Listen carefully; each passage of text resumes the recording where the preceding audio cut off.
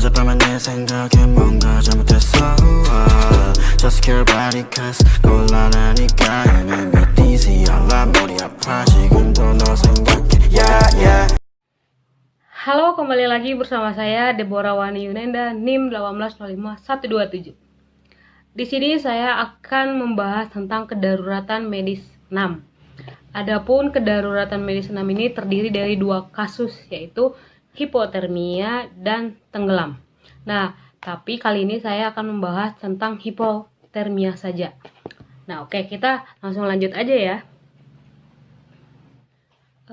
Dalam dunia medis terdapat dua istilah tentang yang berhubungan dengan suhu, yaitu ada hipotermia dan ada hipertermia.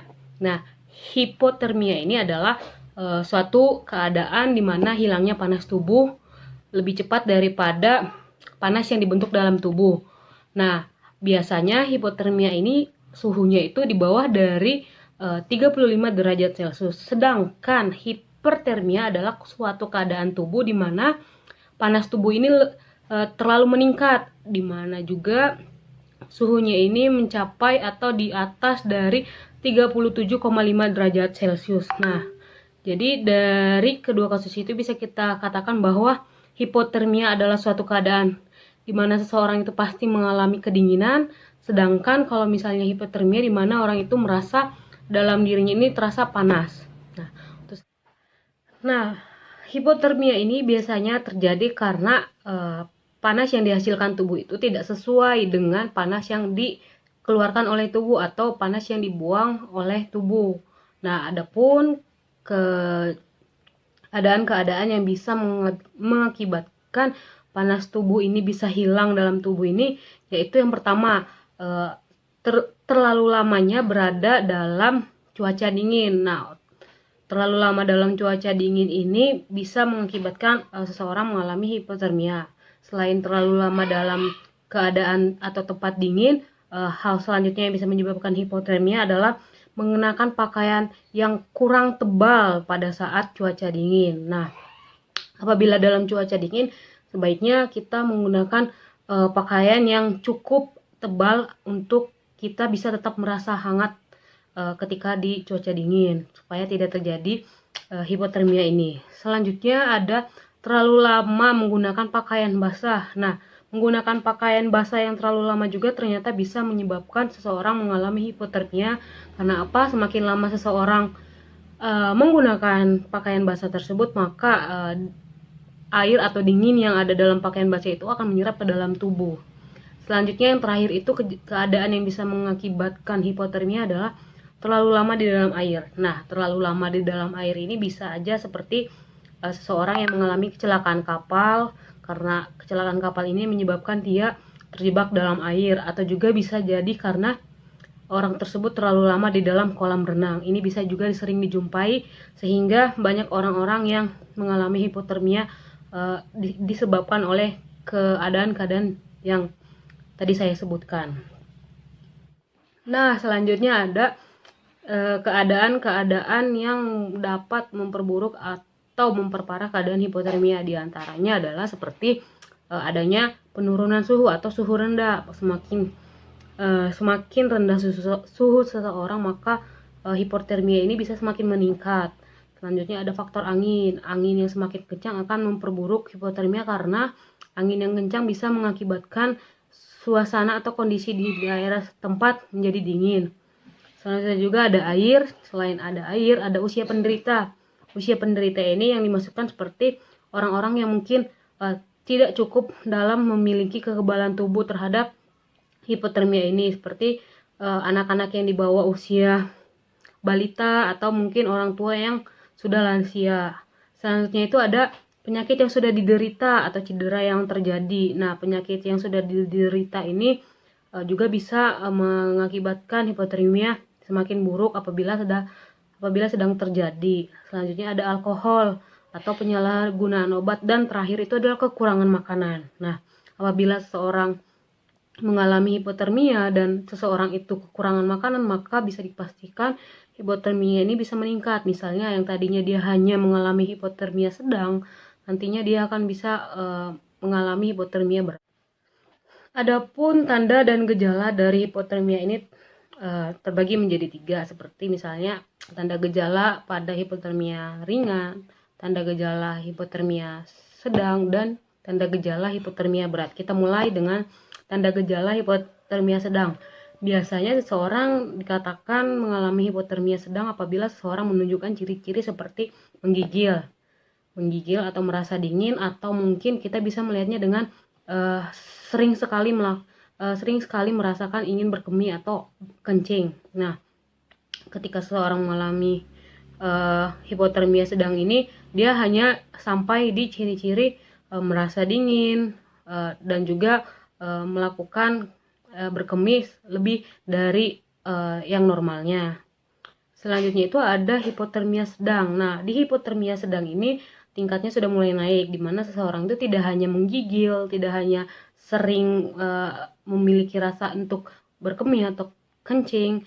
Di sini juga seseorang yang mengalami hipotermia sedang ini sudah memiliki tingkah laku seperti dia merasa melayang. Melayang di sini dia sudah tidak fokus pada keadaan itu. Selanjutnya juga pernapasannya mulai cepat tapi nadinya itu lambat. Selanjutnya itu ada gangguan penglihatan. Gangguan penglihatan ini penglihatannya itu tidak bisa fokus lagi. Dia bisa melihat seperti kayak dalam penglihatannya itu seperti memiliki bayangan. Selanjutnya itu ada penurunan respon. Nah, hipotermia sedang ini bisa mengakibatkan seseorang mengalami penurunan respon. Penurunan respon di sini bisa disebut sebagai ketika seseorang itu ditegur atau dipanggil, mungkin dia sudah lambat untuk meresponnya. Nah, selanjutnya itu ada hipotermia berat. Hipotermia berat ini adalah hipotermia yang mungkin bisa mengakibatkan kematian. Adapun ciri-cirinya yaitu pernapasannya sudah mulai sangat lambat. Pernapasan yang lambat ini bisa diakibatkan karena sudah susahnya paru-parunya untuk melakukan sistem sirkulasi. Selanjutnya itu denyut nadinya juga sangat lambat. Di sini pernapasan dan denyut nadinya sudah mulai bekerja secara lambat. Selanjutnya itu tidak ada respon, berbeda dengan yang ringan. Di yang berat ini penderita hipotermia ini sudah tidak memiliki respon, bahkan sama sekali tidak memiliki respon. Nah, selanjutnya itu alat geraknya itu sudah mulai kaku.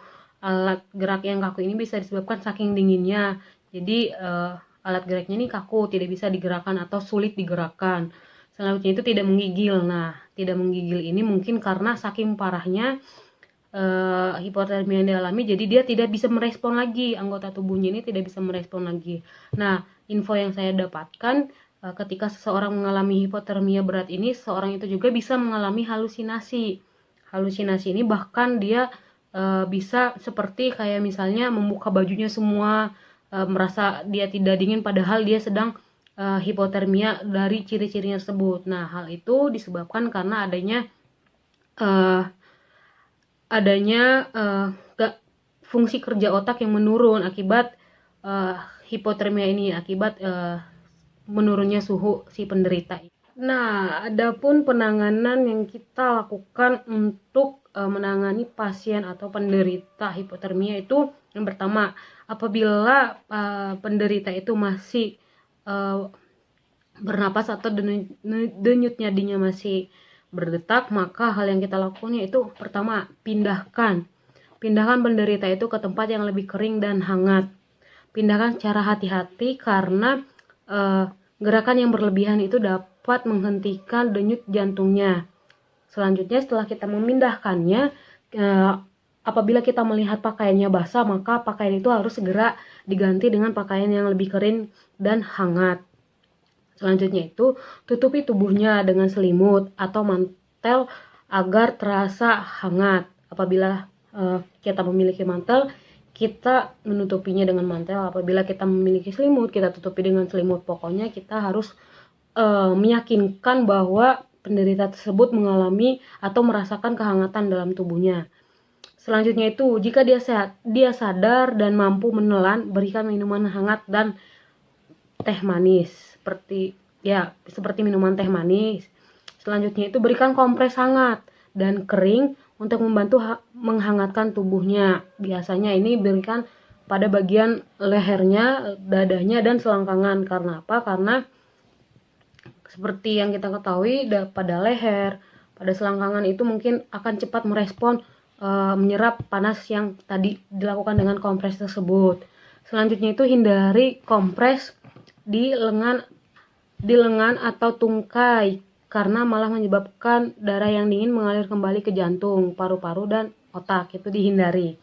Selanjutnya itu hindari penggunaan air panas, karena penggunaan air panas ini yang berlebihan dapat merusak kulit dan menyebabkan detak jantung menjadi tidak teratur. Itu sangat harus dihindari. Yang bagusnya itu menggunakan air hangat saja. Yang selanjutnya, ketika dia sudah menunjukkan gejala-gejala atau tanda-tanda yang sudah cukup membaik, maka kita sebagai penolong harus menemani dan pantau terus kondisi orang tersebut hingga bantuan medis tiba. Selanjutnya, apabila kita memiliki alat-alat untuk mengecek tanda-tanda vitalnya, maka kita harus mengecek tanda-tanda vitalnya. Tanda-tanda vital yang harus dicek pertama kali yaitu adalah suhunya. Apakah suhunya sudah kembali normal atau belum? Selanjutnya, apakah nadinya sudah kembali normal atau belum? Nah, ketika kita sudah meyakinkan nadinya normal, suhunya normal, tekanan darah ataupun pernafasannya, nah selanjutnya kita membawa korban atau penderita ke rumah sakit terdekat untuk mendapatkan penanganan yang lebih tepat. Adapun pencegahan yang bisa kita lakukan untuk mencegah hipotermia ini terjadi dalam diri kita itu ya, yang pertama, jagalah tubuh kita agar tetap selalu hangat dan kering. Hindari mengenakan pakaian basah terlalu lama. Selanjutnya itu kita harus menggunakan pakaian sesuai cuaca di sekitar kita. Apabila misalnya cuaca kita sedang dingin, kita harus menggunakan pakaian yang cukup hangat dan tebal. Nah, seperti misalnya apabila kita sedang ingin mendaki gunung, kita harus sudah mempersiapkan seperti jaket, selimut, sleeping bag, atau mungkin diganti jadi sleeping bag, supaya kita tetap terasa hangat nantinya di gunung. Apalagi di gunung itu cuacanya sangat dingin. Selanjutnya itu gunakan topi, syal, sarung tangan, kaos kaki apabila dirasa masih kurang hangat. Selanjutnya itu lakukan gerakan ringan dan sederhana untuk menghangatkan tubuh. Nah, gerakan ringan ini bisa juga menghangatkan tubuh kita supaya kita itu terhindar dari hipotermia. Yang selanjutnya itu hindari minuman yang beralkohol atau yang mengandung kafein. Yang lebih baik itu konsumsilah makanan yang mengandung hangat. Konsumsi makanan yang mengandung hangat, misalnya apabila kita sedang di gunung, kita mengkonsumsi makanan yang baru saja dimasak. Kita meminum air hangat atau air putih yang dihangatkan.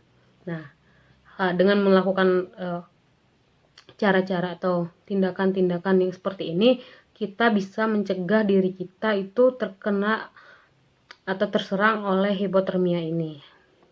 Nah, cukup sekian yang bisa saya sampaikan tentang hipotermia. Semoga apa yang saya sampaikan ini bisa menjadi manfaat atau bisa kita gunakan, kita aplikasikan nantinya pada saat kita mengalami atau saudara kita yang mengalami hipotermia ini. Nah, mohon maaf apabila ada kesalahan kata. Terima kasih karena sudah menonton video ini. Sampai ketemu lagi.